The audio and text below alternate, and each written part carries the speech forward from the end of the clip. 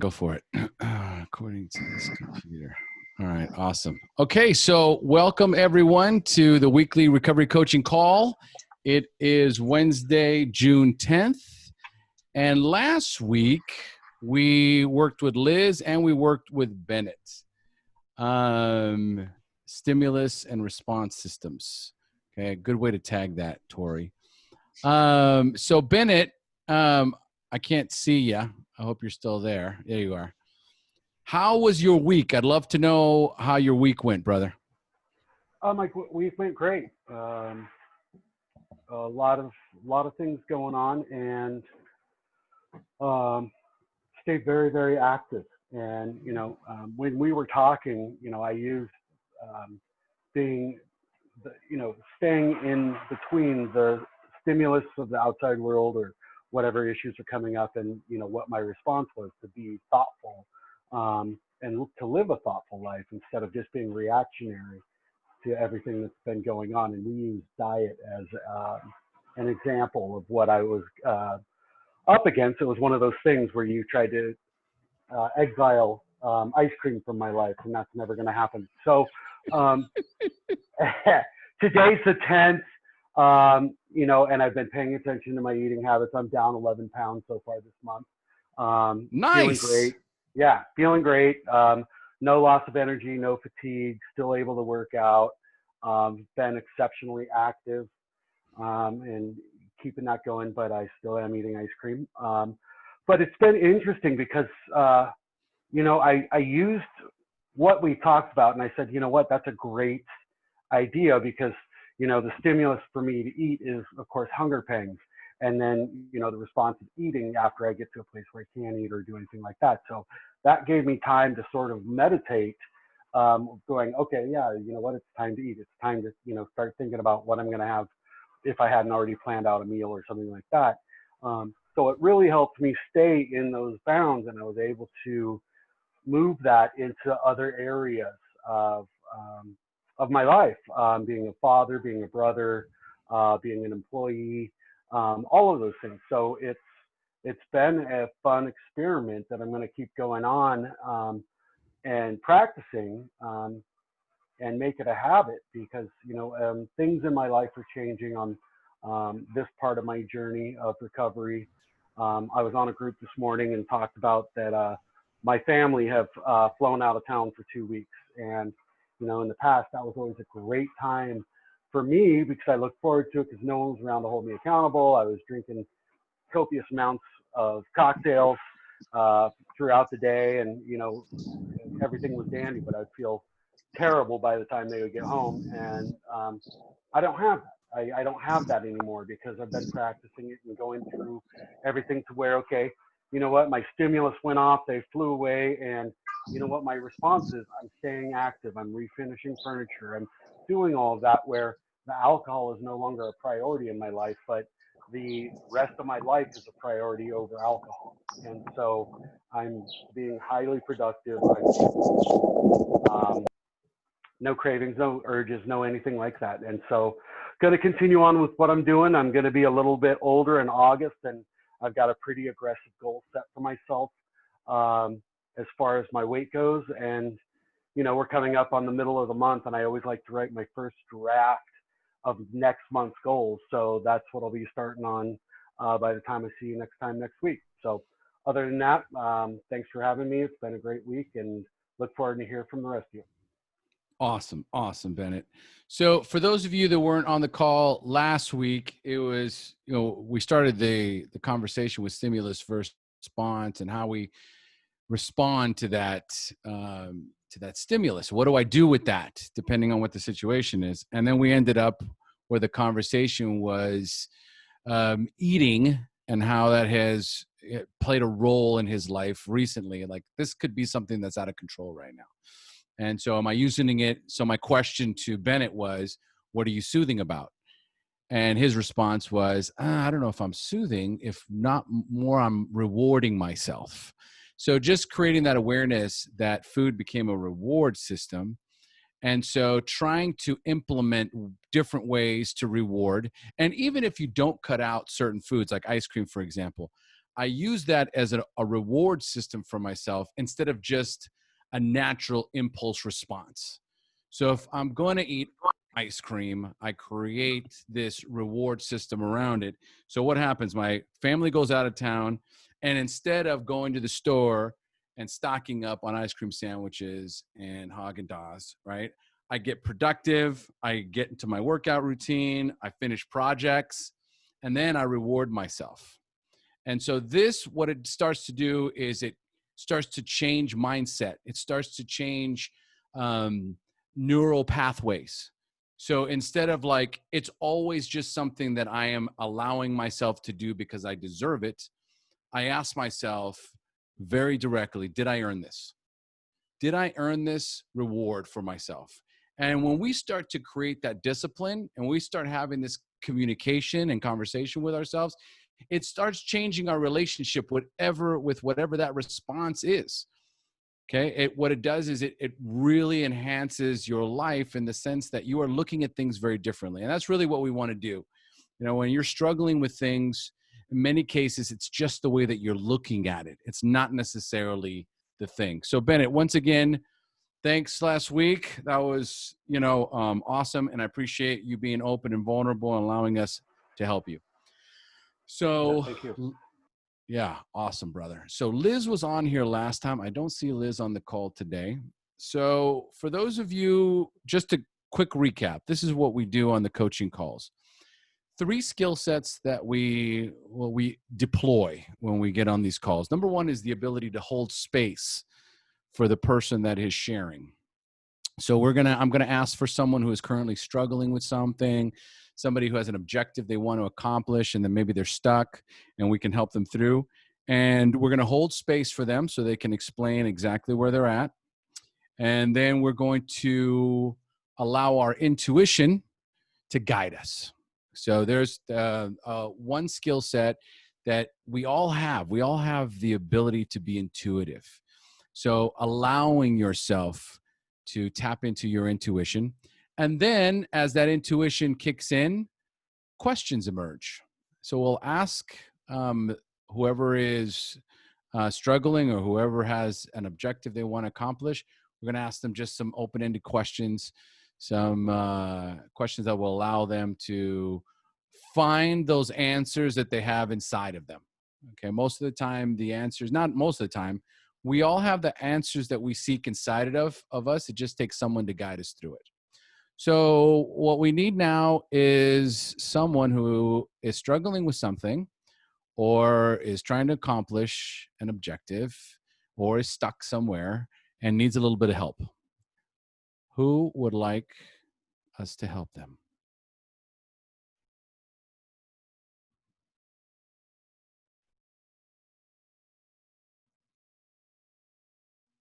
I don't know if Shanna raised her hand, but it looked like she did. I didn't see. Did somebody raise their hand? If you raise your hand, let me. I kind of did. I'm kind of nervous because this is my first time. There we go. I All am right. recovering from heroin. I'm only a couple weeks sober, and I found that I wanted to get sober and I wanted to go to a rehab place. And last week I was start center here in Arizona, and I ended up in the hospital with cellulite in my face, and I was hospitalized for a week. And so then last week I was moving, so now I'm trying to get connected, find people to out with help so I can, stay with my sobriety. Gotten off of it before, but I fell and relapsed again. So now I'm trying to get a network where I have people to support me along the way and kind of guide me so that I can get this. And I'm afraid to do like the Suboxone.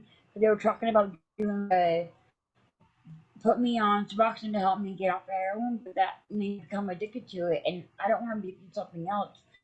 I want to be sober, not on anything. And now that I have a little bit, I went through withdrawals when I was in the hospital, so I kind of went through that part, and now I'm trying to get myself better again. Okay. So I guess I'm just trying to look. I don't know exactly where, but I found this when I was on their website. I found this website, and I'm very excited that you guys are here and their support. Good. Welcome. Thank you for taking the chance on us. We're going to do our best to, help in any way that we can. So I want to understand the question. So ask me specifically what it is you're looking for. I guess I'm trying to just, what would your opinion be? I guess my question is like going on to like Suboxone or the methadone. That's not. I don't think that's a good idea. And so I'm trying to find out like without being on that. Is there like a better chance I'm going to relapse than not relapse? That's what they were trying to tell me, and I'm trying to figure out where I should go with it and what I need to do from here. Okay, that's always a very sticky, tricky sort of question, in the sense of what should I do, and I so guess just kind of help guidance along the right, way. yes, and I'm going to do my best here, and give you just my feedback and my experience a little bit.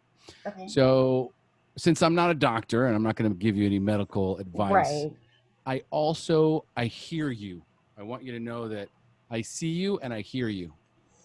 And what I'm understanding from you is that you just got off of heroin, you're struggling, and there's this option that's been presented to you, which Right. is Suboxone and methadone, right? Correct. And I just recently came home, so now I'm staying with my fiance right now, and I gone to La Frontera, which is one of like the mental health places here, to for housing part. So I'm trying. So they told me maybe I should do inpatient, like for drug treatment versus outpatient. Mm-hmm. However, I have children, and I didn't want to do inpatient.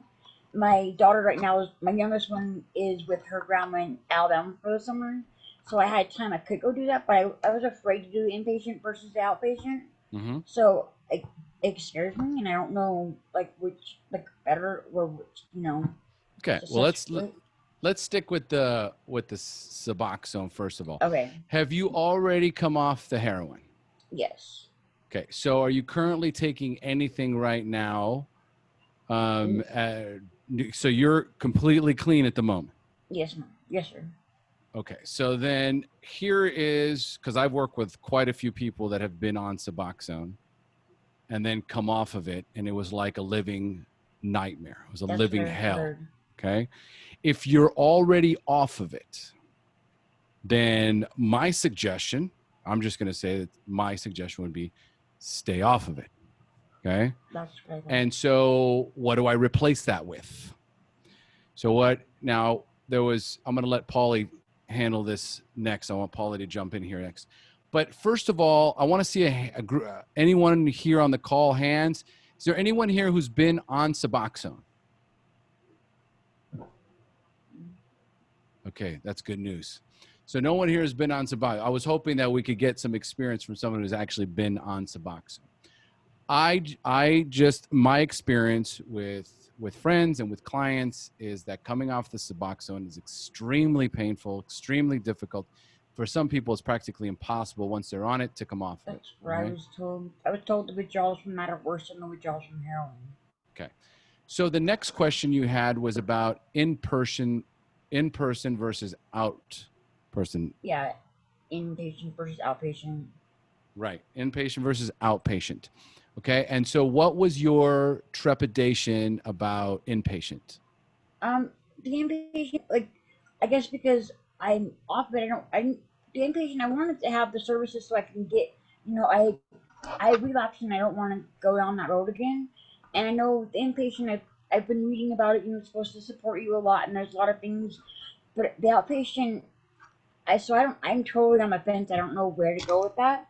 If it'd be better if I did inpatient versus outpatient, if there's a difference, which would maybe more success rate or something. I'm not really sure where to go with that. Okay. So we'll get to that one next. And one of the first things you said is you were looking for a support network. Correct. Okay. So great. So of all of the things that you've just mentioned, the support network is going to be your key. This is going to be in here. We meet here every Wednesday. Okay. Okay. And there is right now Zoom calls everywhere. You can get the support that you need online from your home in a way that has not been accessible to any of us ever in history. Right. So That's this, amazing. I would say of the three things that you talked about, that would be the number one. I would engross myself. I Okay. would make sure I make this meeting every Wednesday. I would join my other group, the Share Recovery Network. Okay. So there's a free group that I have on there and a paid membership group in there. Okay. And that Okay. one, every single day, is a free in the Share Sobriety Network Facebook group, is a phenomenal noon meeting, depending on what time zone you're in, Monday through Friday. So you Okay. could technically have, go ahead. Is that on? Like, is it on the sobriety? Like, is it on that website? How do I It, find it? I'm good. Well, the way to, it's Tori, give me a hand with this. Where is that stuff listed for me? No, but I will put it on there. Shanna, I'm going to private message you and Okay, perfect. I with you on Facebook. Okay, thank Okay. you. And could you type it into the chat here, Tori? Just put my website and then also put the name of the Facebook group. Okay. So what it's going to be happening to you in this time is the ebbs and flow of early sobriety. So there's all the wreckage of the past and, the itty bitty shitty committee. Okay. More than anything else. But if you're already off of drugs, I want to support you 100% in going through this journey sober. Okay.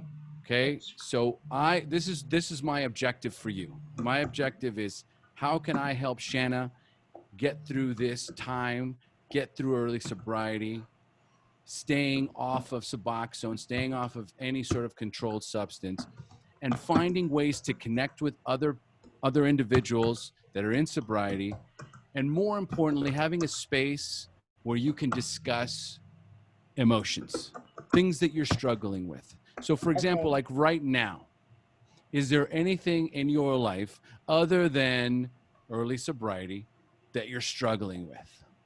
I lost my relationship with my fiance has kind of gone downhill because of my drug use and things.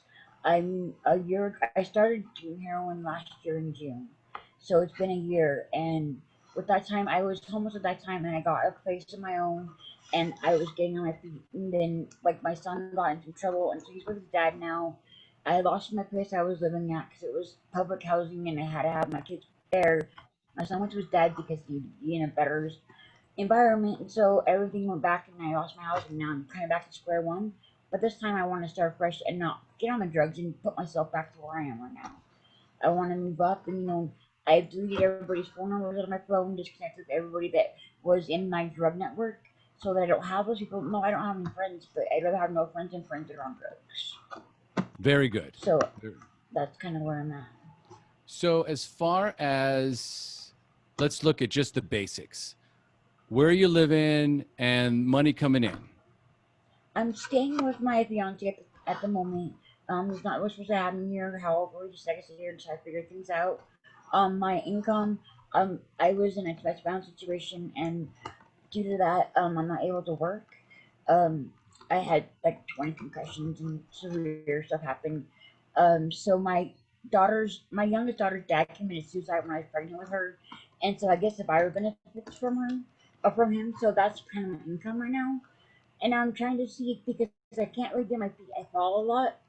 That maybe I can find work at home on the computer, so that I would be able to work versus being, because I fall probably 20 times a month, like almost every day. It's just like, and then I have like these spells where I pass out. So the random things like that doesn't help my situation any. Okay. So Okay. So have you ever heard of Recovery Capital? no, I have not. Okay. So Recovery Capital is like a bank account. Okay. So how many things do I have in my bank account that give me the strength, that give me the emotional, as well as an emotional foundation, okay, to get through and stay sober? So for example, if I don't have a job, if I don't have money, if I don't have a place to live, if I don't have a support network, if I don't have a community, then all of a sudden my recovery capital is very, very limited. Right. I might be down to the only thing I have is the desire to not use drugs. but I'm also unemployed and I have a disability and I have children and I have all this. So what happens is there's this disbalance between what I want to accomplish and all the chaos that's going on in my life. So I might be sober right now, but I have all this stress. And the last thing we Right. want is a lot of stress. So right now, I want to stay sober. I don't want to use Suboxone. Okay. And so I'm going to ask you, okay, so what kind of things are happening in your life that are provoking lots of stress? My my son, when he robbed a Circle K last year and got put into juvenile hall for about 4 months, and I was just got into a domestic violence shelter at that time. So when they released him to his dad. There was a lot of abuse between him and his father from the past. So when the judge listened to him, my fear was when he was in first grade, he picked the gun up and tried to kill his dad. My fear was they would go to something crazy, and then my son would end up shooting his dad and then end up in prison. And so that put a lot of stress on me and a lot of emotions, and that was part of where the heroin was a way to cover that up for a minute. But Mm-hmm. I don't want to resort down to that. I want to be able to, figure out different ways to deal with my stress and my anxiety of things versus getting high. My relationship was really bad. My fiance made me sleep outside on my birthday. Um, and so just different things. And so it's kind of a lot of little things. And I'm trying to like better myself, better my relationship, whether I stay or go. I just need to put myself in a new environment and new ways of doing things so that I can have a success rate. Okay, great. So for the next 6 months, do you have a place to live and a place to sleep? But I'm working on that right now with Bob and Tara. Okay. So how long do you have in your current place? Right. He said I could stay here till I find a place to go. Okay. So there is some pressure, which is Right. find another And place. But for right now, it's not a lot of pressure. yeah, and that's like as long as I'm not using and as long as I'm keeping myself good, going to my classes, doing these things that I network and finding, doing that stuff, I can stay here, but if I mess up, I'm out. And so I don't want to, that is on the top of my head, but I know that I'm not doing it because I need a place to live. I'm doing it because I want to be sober. I want to be healthy, take care of myself. So wanting to be sober is because I want to do it, not for somebody else. And before it was for somebody else, not for myself. So that's why I relapsed. Okay. So what I'm trying to assess here, Shanna, is how much recovery capital you have. And Okay. so if you've got food to eat, if you've got some money coming in, if you've got a place to stay, Mm-hmm. then what we can do is based on that recovery capital where the level of stress is limited. I understand your son's in jail and that kind of a deal, Right. but that That's that all kind of of what boils now. into a serenity prayer situation. Right. Well, that's all kind of put in the back. Now he's with his father and he's doing good again. So that Okay, kind of relieves the stress a little bit. great.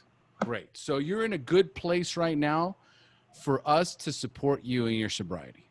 Correct.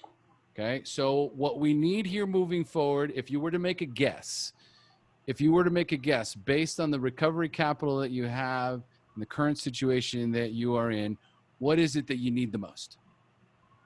I I feel like I need like support. I just need the support to have where I didn't have the support before. I need to have support with people that are sober, not people that are using still and trying to pressure me into that versus, oh yeah, I'll support you, but then they're getting high. That is not a good support system. I'm trying to find people that are sober too that, are wanting the same goals that I have, which was being sober and staying sober. Good. Well, 6 weeks ago, this is week 7. This is week 7. We started our very first call. Okay. We had someone that was struggling tremendously with staying sober. And she just recently posted, her name's Val. She recently posted that she's still sober today. Once she connected in this group, once she connected in the share group, once she started participating in the Sobriety Engine Yeah. and as well as in the share network. And she just dove right in. She started going to online meetings and she's still clean and sober today because of it. So I invite you to follow that path. I invite you Okay. to follow us and allow us to support you. And when you're struggling, or when you're stressed, or when there's some things that you bring it to us so that we can hold that space for you. Thank you. I appreciate that. Okay. Do you have any questions? I don't think so. And if I do, I'll bring them up. Thank you. Good. So our action step here is simply to join some groups, at least join my network and make regular. There's a lot of meetings in the Sobriety Engine. So make as many meetings as you possibly can. What's going to happen is you're going to start to develop relationships in these groups. It's going to change your life. I promise you. Awesome. All right, Shanna. Thank you so much. I appreciate you. It's my pleasure. It's my pleasure. Okay, so I want to open the floor up. Suggestions, comments, support for Shanna, please. Who wants to start?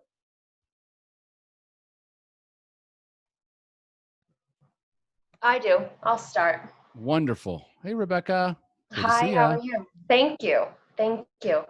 Shanna, I want to say to you that as a woman, I know how hard it is to be a mother. And it's the hardest job that you ever have. And every day you wake up and you just want to make sure your babies are okay, whether they're 2 or 15. So that right there is your motivation, which obviously you've already had it because you've been sober for 2 weeks. And I have never done heroin and I've never taken opiates, but I know from my love for drinking alcohol that I feel like I understand to a lesser degree what you're going through. And so for you to be sober for 2 weeks, you're so strong. I don't know if I could do that. I'm just trying to do it without alcohol and I'm having a hard time. So for 2 weeks, you haven't had any heroin. You are superwoman. So keep at it. Bravo, Rebecca. Thank you. That was awesome. I got tingles over here. Love this stuff. All right. Who else? Rima? Yeah, I just definitely agree what she says. I can't even imagine going through withdrawals from heroin, and 2 weeks, that's huge. Good for you. I mean, that's impressive. So my question to you is, I know you said meetings and support system. So what does support look like that to you? Do you want someone to check in with you privately? Do you want to text someone back and forth? What does that look like to you personally? Is my question. I guess this part is looking for. I would like to have someone check in with me and be able to do one-on-one talk.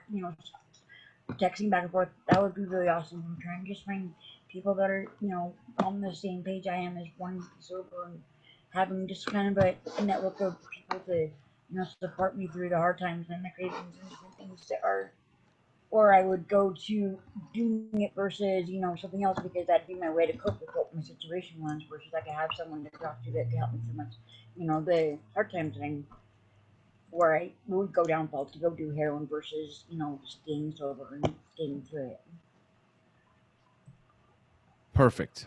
Perfect. Okay, so Rima's already sent you her phone number here on the text. So you can text me Okay, anytime, but I have to say I work nights. So if you Okay. want to send me a friend request, I usually have my Facebook open and might see that sooner if you're like in a drastic situation. Okay. So you have my number, and Okay, if you perfect. send me a friend request, I'll be there for you too. Okay. Okay, thank you. Tori, we need Tori, okay, we needed like a quick way of getting her, make sure Shanna can get connected with people Yeah, in the. yeah, Shanna, I sent you a private message, so Okay.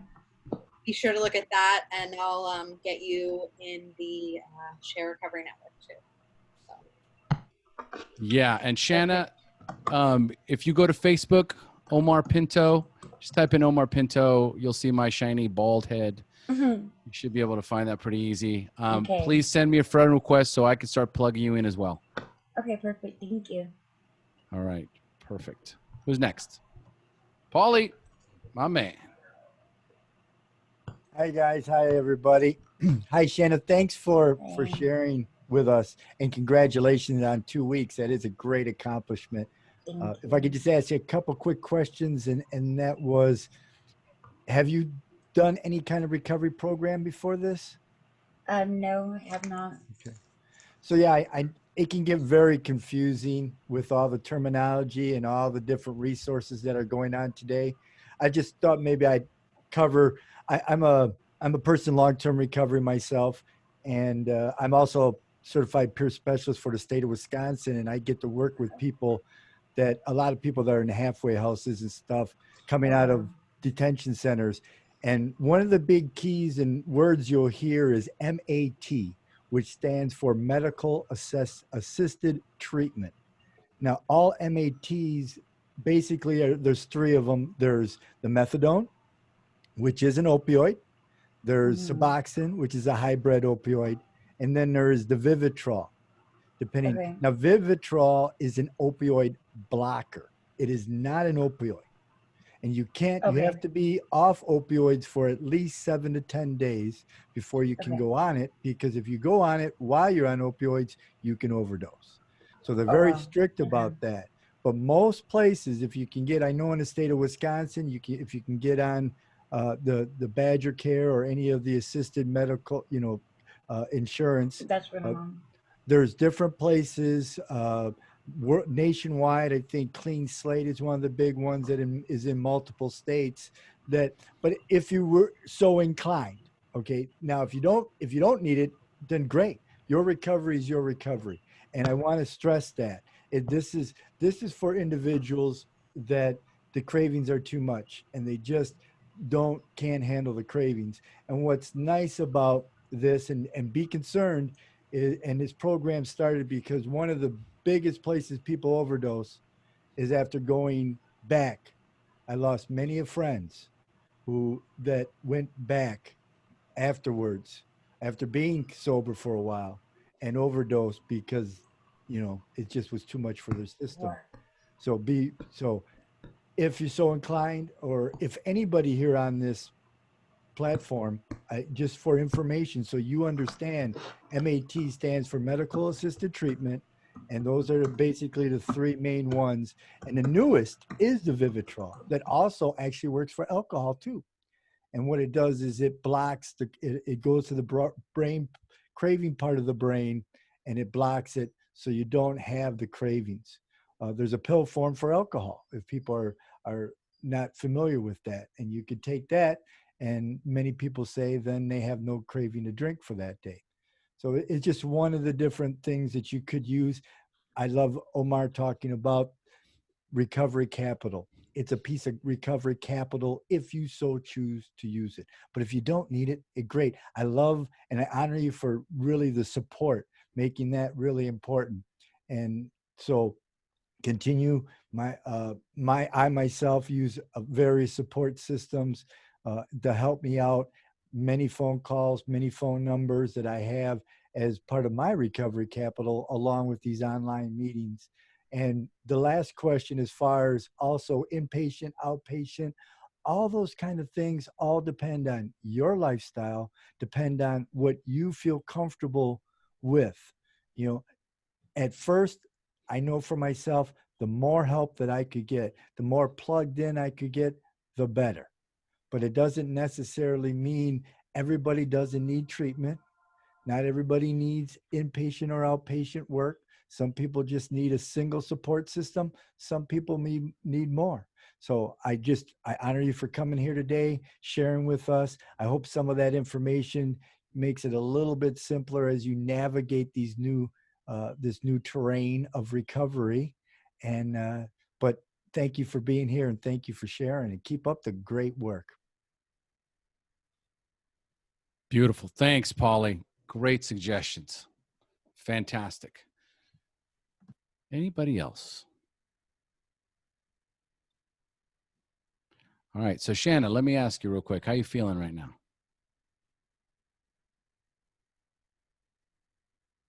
All right. I need you to unmute yourself. Okay, that's better. I said I feel better. I feel not as nervous as I did when I first came in here. I feel like I support system. I really appreciate everybody's input on everything. This makes me feel really happy. It's good to know that I have something. I feel like I have someone to back me up in what I'm trying to do and being sober. and that means so much to me. Thank you. You are welcome. And, that's how this works. There's all these things that are available to us. There's a lot of pathways. There's a lot of different things that we can do. With a lot of things, a lot of different programs we can participate in. But what I have found is that what really, really helps is this feeling of being connected, this feeling of having support, of being supported. It's just invaluable.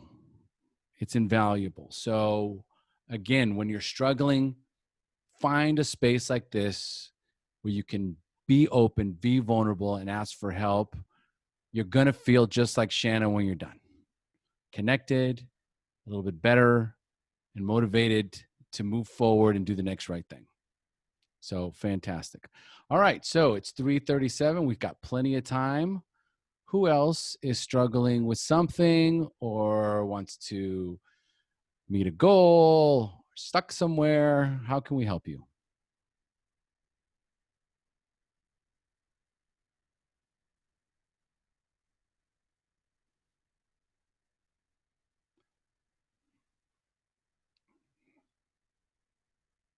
God, everybody's doing fantastic.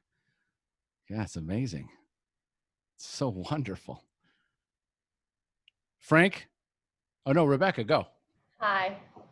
Okay, well, compared to Shanna's problems, I feel like, or problems, I mean, whatever, that's a judgmental word, but I mean, your life, I feel like, whatever I have is not as important, but. Okay, well, that is completely not true. It is. Listen, we all are in a different place in our life. That's all. Yeah. Okay. So let us support you. Okay. So I have been trying to finish a degree for about 3 years, and I have procrastinated and postponed so many times. And it's not just this, it's really with everything. And part of the postponement was an ability to check out. I did that for a while by smoking every night, pot before, like around 8 o'clock when I would stop working, numb out, not think about it, fill my time up just with nonsense, but always having it weigh on me. And this is with really anything that I know I have to do, but particularly with my master's degree right now, I have to get it because I can't spend, over $30,000 on it, probably $40,000 at this point. And it's a huge investment. And I can't remain being a teacher if I don't get my master's degree. So there's the clincher. And I'm so anxious and I can't focus. I've been told I have general anxiety disorder and ADHD. And since I started this process, I've learned that a lot of people who drink or smoke have these things. And, yeah, so I always did well in school, but I always procrastinated. And when I get my plate really full, I cannot function very well. I look like I have my shit together from the outside world, by the way. Like people who don't know me that well will be like, oh, but I thought you're fine. And I'm not. I'm really not. So. Okay. So there's a lot there. Yeah.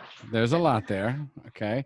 So ask me the question. What is it that you need help with? I need to focus. I know what to do, but I really can't focus. Okay. How do you know you can't focus? It's just like this overwhelming energy pulsating in my body that I just can't. focus.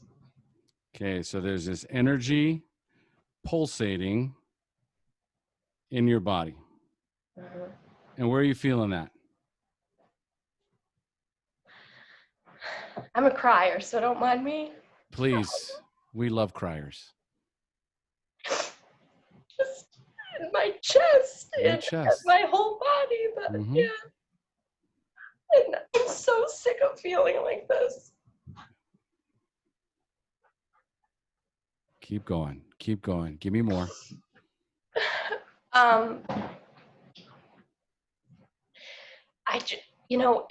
It's not, like I said, it's not just like with my master's degree, it's everything. I always feel like I'm doing the wrong thing. So I'm never being a good enough mom. My house is messy because, I can't, like, if I can't do something perfectly, then I just avoid it. Like, I can't do it well enough. I just feel like I'm always coming up short, and then I come up more short because I spend so much time thinking about processes of how I'll do it, and then like nothing gets done. And yeah. Okay, so first, I want you to put your hand on your heart. Put your hand on your heart. Take a deep breath. There you go. There you go. Take another one. Another deep breath. There you go. I see you. I see you.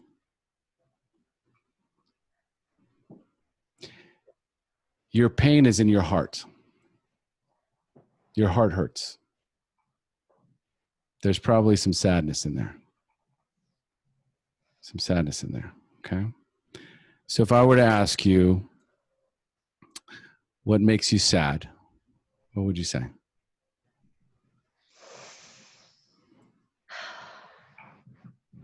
My marriage. Okay. Okay. What about your marriage? I just feel like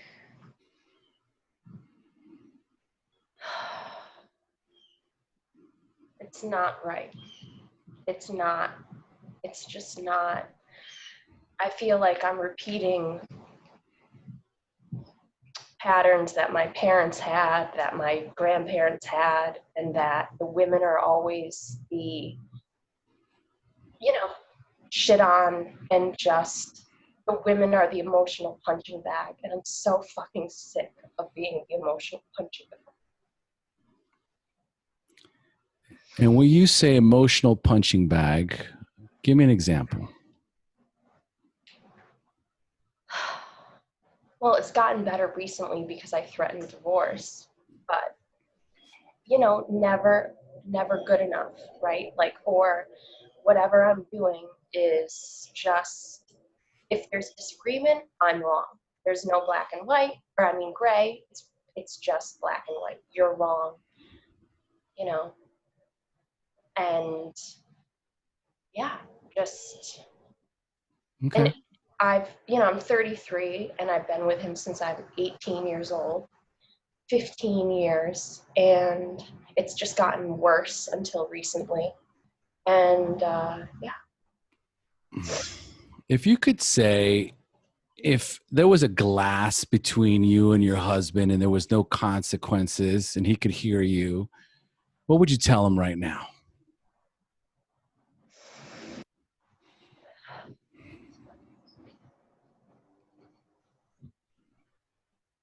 Well, I feel like I basically had done that about a month ago. Just, I don't want to live in the world of shame and judgment. I see the world with many colors, and, just, I don't want to live in that world. Okay. Where someone always has to be wrong. So let me ask you this. Do you ever say to yourself, what's the point? Yes. Like a few times? Is it often? Is it a recurring thought? Recurring. It's a recurring thought.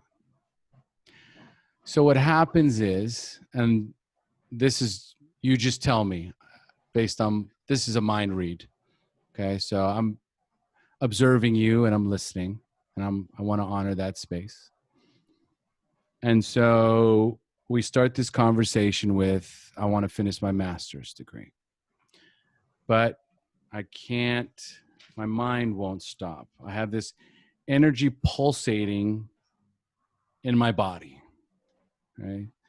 So when I hear that someone has energy pulsating in their body, then I'm wondering, wow, there's plenty of fuel in the tank to get the job done. So there must be something deeper. I feel like I'm doing the wrong thing. That was one of the next things you said. I feel like I'm doing the wrong thing. When you said that, what were you referring to specifically? Well, whatever I'm doing, I always feel like I should be doing something else. So Okay. if I am working, I own a small preschool. So if I'm teaching, I feel like I should be doing the administrative duties. And if I'm doing the administrative duties and I hear my kids, then I feel like I should be with them. Or if I hear teachers having a hard time, I feel like I should be helping them.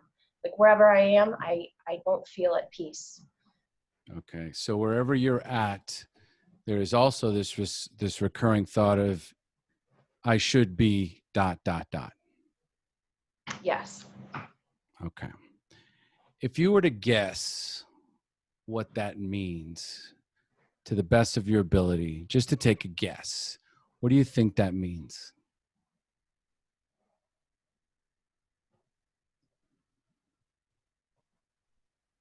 I don't know.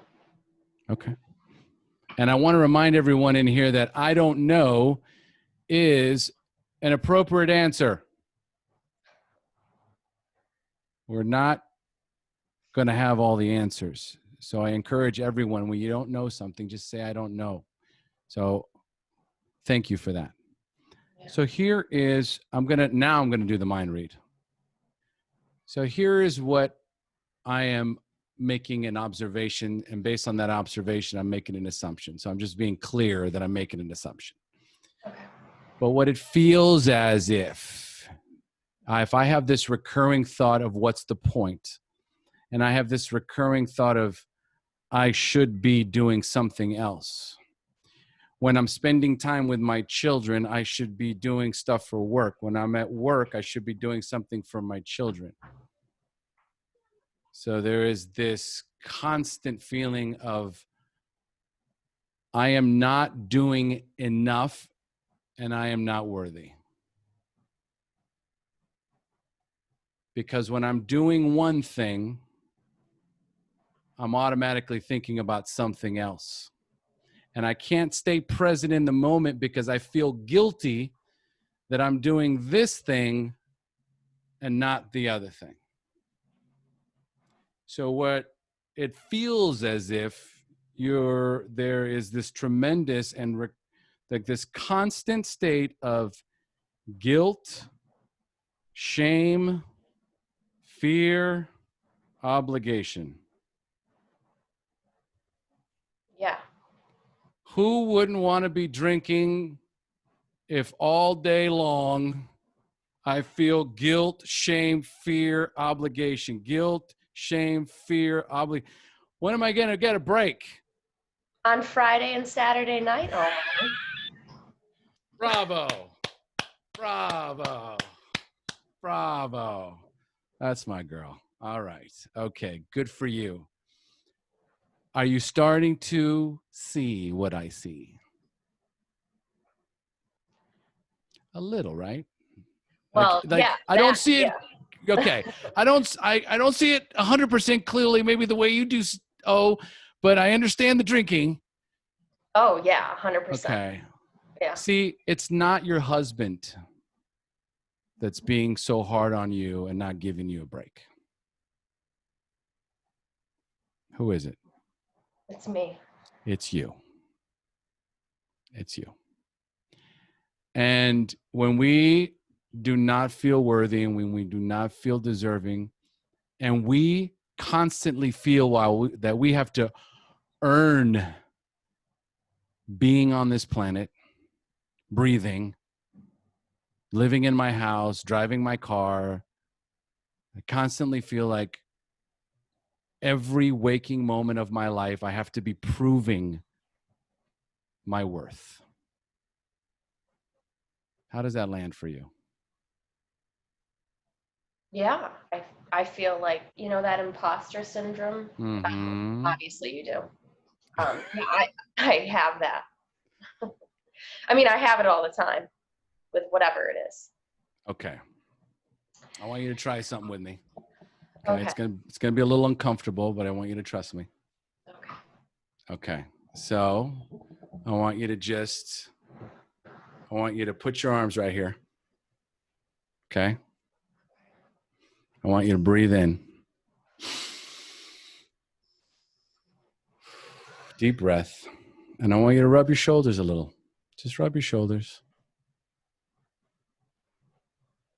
And I want you to say, Rebecca, you're being too hard on yourself. Becky, you're being too hard on yourself. I'm really proud of you. I'm really proud of you. There you go. You're a really good mom. There you go. There you go. There you go. I got you. I got you. You're a really good mom. You're a really good mom. There you go. There you go. You are an incredible human being. You are an incredible human being. And I love you so much. And I love you so much. There you go. There you go. All right. What else do you want to tell her?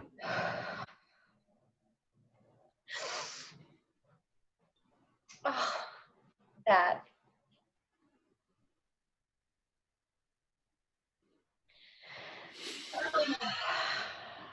that you don't have to fix anything else except for yourself. Yeah. Yeah. You got this. You got this, girl. You got this. I love you. I love you so much. Take a deep breath. Take a deep breath. Take a deep breath and squeeze. Squeeze real hard. Squeeze real hard. There you go. There you go. And you've been needing to do this for probably about 20 years.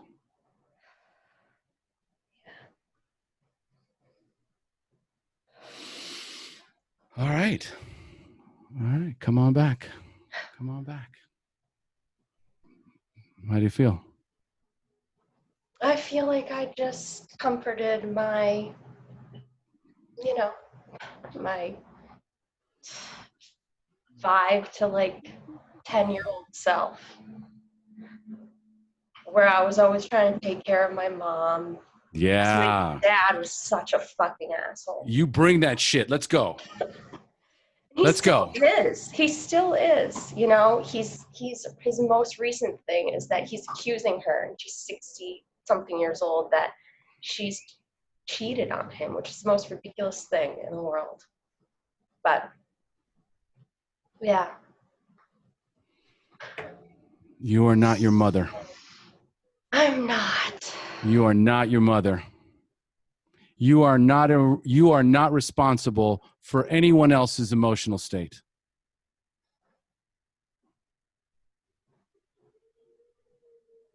Yeah. You are responsible for you. You've done a great job. Thank you. So tell me about this master's degree now.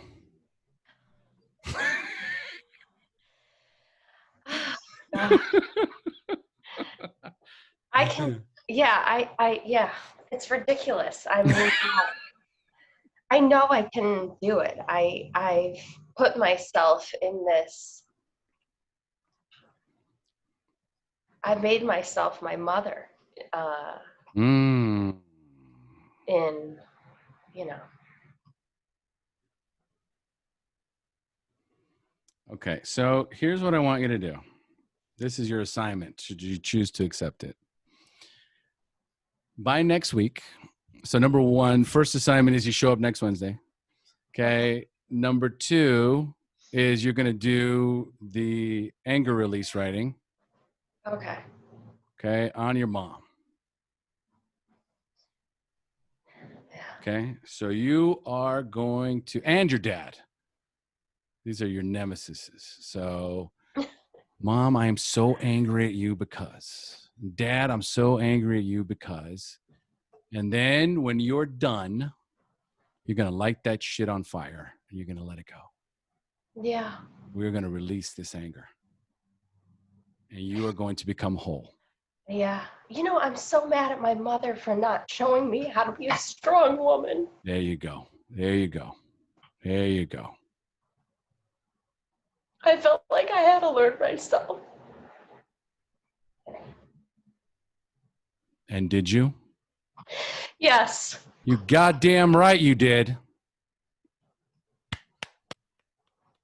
Goddamn right you did. Yeah. You And are you know, I just very. realized, I'm sorry, what were you going to say? No, nothing. Go. I just realized that it's been hard for me to get to this because I love her so much. And I never want to hurt her, you know? Yeah.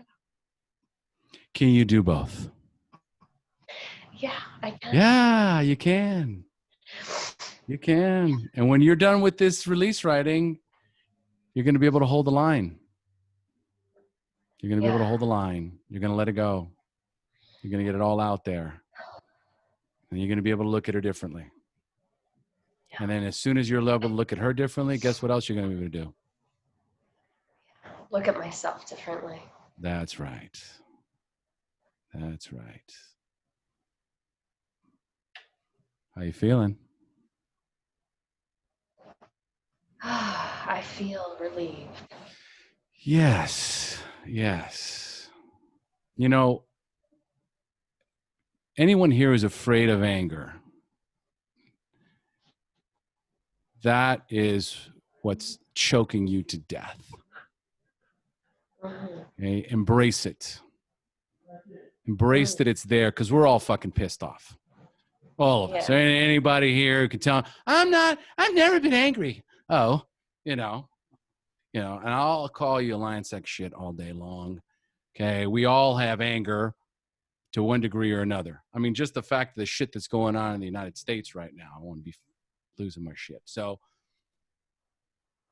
the idea is to process this anger in a healthy way and to release it. But the only way to do that is through it. Embrace it, release it, and evolve. It's how it works. And if you guys missed it, you're watching Rebecca just transform in front of your very eyes. It's because she released God knows how many things in the last 20 minutes. So I invite any of you that have this imposter syndrome, that feel like nothing you do is good enough, that you feel like you're trapped in your marriage, trapped in your relationship with your parents, have this toxic, unhealthy relationships, and you want to break free, start by releasing that anger so that you can come from a place of strength. Does anyone have any questions, comments, or support for Rebecca? Go ahead, Polly. Thanks for sharing, Rebecca. I just wanted to say, I know I've never met you, and this is the first meeting that I believe we've been in together, but I can tell that you are a beautiful soul and a wonderful person because you validated Shanna at the beginning of the meeting so beautifully. It was amazing. And I would only offer to you that you look in the mirror and give yourself that same validation every single day because you deserve it. So thank you for sharing. And you told a big part of my story. And tomorrow I'm going to wake up and validate myself also. So thank you. Ooh, you guys are killing me. Thank you, Paulie. I love you, brother.